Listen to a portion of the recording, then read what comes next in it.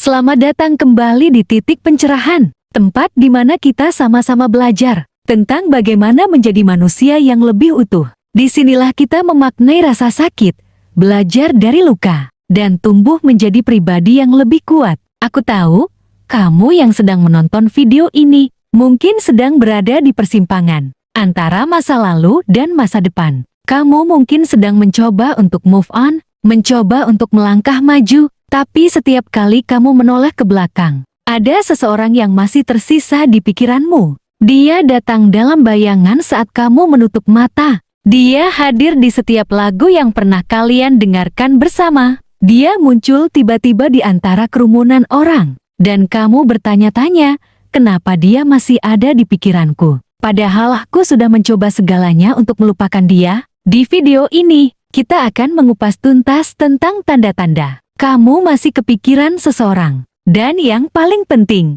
bagaimana cara mengatasinya, agar kamu bisa benar-benar membebaskan dirimu dari bayang-bayang masa lalu. Kamu masih kepikiran seseorang dan yang paling penting, bagaimana cara mengatasinya, agar kamu bisa benar-benar membebaskan dirimu dari bayang-bayang masa lalu. Tapi sebelum kita mulai, aku ingin kamu tahu satu hal. Jangan merasa gagal hanya karena kamu masih kepikiran seseorang. Itu manusiawi. Itu artinya kamu pernah benar-benar mencintai. Tapi jangan biarkan perasaan itu mengurungmu terlalu lama. Kamu berhak bahagia. Jangan kemana-mana, karena setiap scene di video ini akan membuka mata dan hatimu, memberikan pemahaman baru, serta langkah-langkah praktis untuk melepas apa yang tak seharusnya lagi kamu genggam.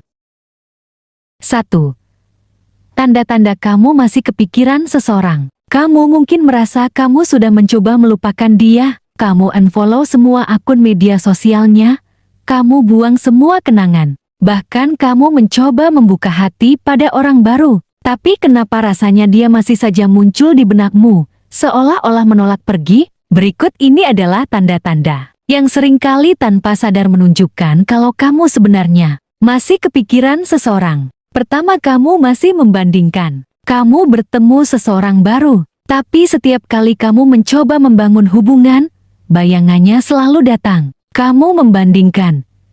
Dia dulu lebih perhatian, dia lebih nyambung, dia lebih sabar, dan lain sebagainya. Tanpa sadar, kamu menaruh standar yang sama kepada orang baru. Padahal setiap orang itu unik. Kedua, kamu masih mencari kabar tentang dia. Meskipun kamu tidak lagi bertukar pesan, kamu diam-diam mencari tahu apa kabarnya. Kamu stalking media sosialnya. Kamu tanya ke teman-temannya. Bahkan kamu berusaha memastikan apakah dia sudah bahagia atau belum. Ketiga, kamu masih sering mengingat kenangan. Tiba-tiba aroma parfum mengingatkanmu pada dia. Lagu tertentu memutar memori bersamanya. Atau tempat-tempat yang dulu kalian kunjungi bersama membuat hatimu terasa kosong. Keempat, kamu masih merasa kehilangan saat dia bahagia tanpamu. Ketika kamu lihat dia bahagia bersama orang lain, kamu merasa seperti ada bagian dari dirimu yang hilang. Seolah-olah kamu tidak ikhlas dia bahagia tanpa kamu. Kelima, kamu masih menyalahkan diri sendiri atau dia. Kamu masih sering memutar ulang cerita di kepalamu.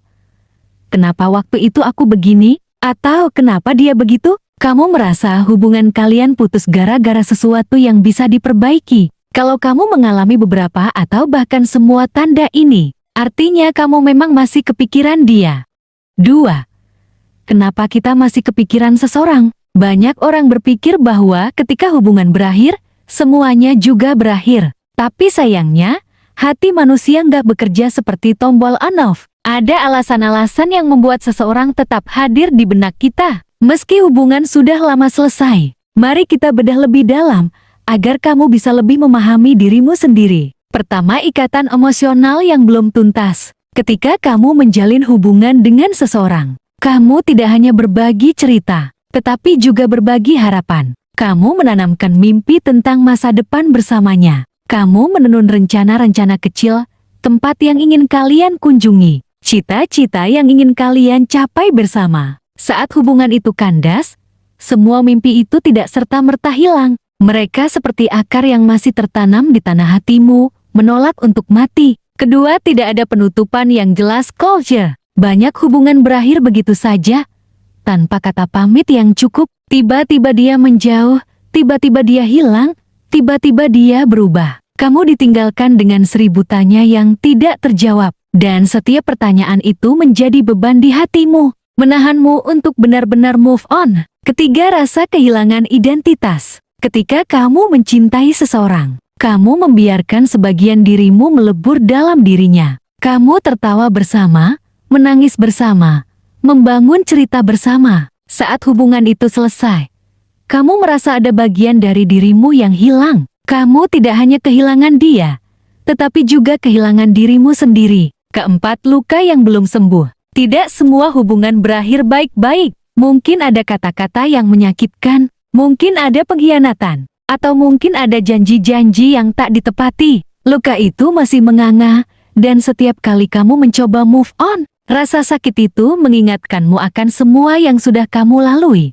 Memahami alasan-alasan ini penting, karena hanya dengan memahami dari mana rasa itu datang, kamu bisa mulai menyembuhkannya. 3.